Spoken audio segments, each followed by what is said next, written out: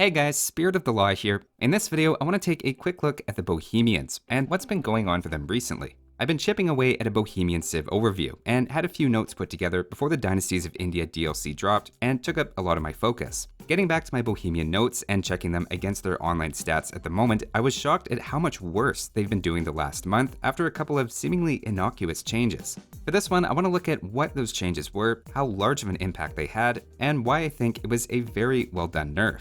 Going back to April 27th, as part of a balance update coinciding with the Dynasties of India release, the patch notes included two relevant changes. The first is Bohemian monasteries are no longer affected by their wood discount bonus. The bonus in question reduced blacksmith, university, and monastery cost by 100. So 2/3 of the bonus is still there, and Bohemians have an unusually long list of other bonuses. So on the whole, it really didn't look like that much to me. The other two changes I'll lump together, and just say their unique bombard cannon upgrade, the Hoofnitsa, just does less attack to a bit smaller area. Though again, as a percentage, the changes seem relatively modest. It works out to 5 less damage against units and 10 less against buildings, with a 20th of a tile smaller blast radius. The reason for these nerfs was Bohemians on closed maps had a little over a 58% win rate, which put them in the top 3, on basically the same level as Turks and maybe a little behind Poles. But the stats definitely back their reputation as an S-tier arena civ.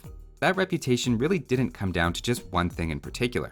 To start with, they get free mining upgrades, meaning a potentially earlier castle drop with a unique unit that's quite difficult to counter in Castle Age, on top of more gold income from the free mining tech. Combining monks and siege is relatively popular on Arena, and not only do you have more gold income for that, but previously had the monastery discount as well, letting you build roughly double the usual number with the same resources. Easy to overlook as well is that siege workshops require a blacksmith to be built first, so that's another 100 wood you're definitely saving if you're going early siege or fast castling. They can then follow that up with early hand cannoneers or chemistry on their crossbows in Castle Age, and even their villagers in the late game are more efficient, benefiting from fervor. In Imperial Age, throw in monks not costing food and their unique bombard cannon upgrade with potentially all gunpowder units also moving faster, and the picture is they not only start strong in Arena, but continue to have additional advantages kicking in right through to post-Imperial. With so many bonuses and different potential strategies, it was surprising to see then that since the nerf to monasteries and the Hoofnitsa attack, they fall into 10th on closed maps, dropping almost out of the top quartile with a 5% lower win rate than they had previously. That's a big jump, and for context, a similar percentage jump again would put them below average.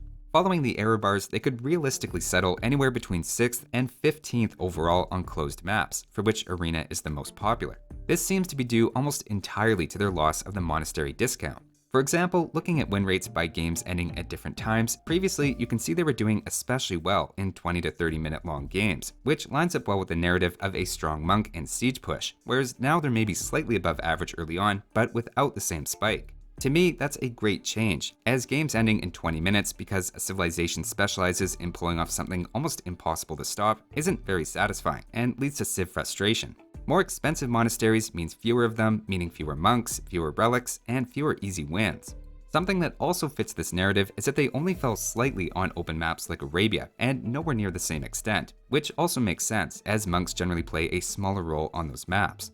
Now, while I'd put a lot of the credit for the closed map drop on the increased monastery cost, I do want to quickly put the Hoofnitsa change into perspective, and while it may also be playing a small role. Comparing it to the regular bombard cannon before and after the changes, it now has plus 10 attack instead of plus 15, slightly reduced bonus damage against buildings, the reduced blast radius, though unchanged is the extra 10 HP over the bombard cannon and plus 1 pierce armor.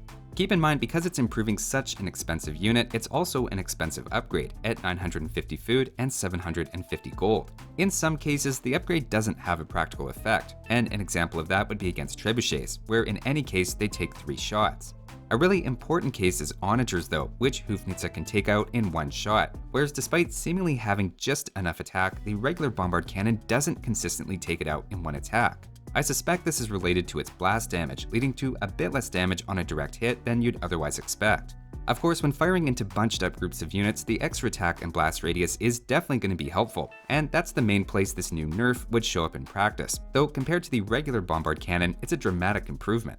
A final notable case is against buildings. With siege engineers and masonry, the difference is going from 16 up to 18 shots required, which is again noticeably better than the generic bombard cannon's 21 shots. Based on these examples, I would consider this a noticeable nerf to the unit, and at least a contributing factor to their win rate decline.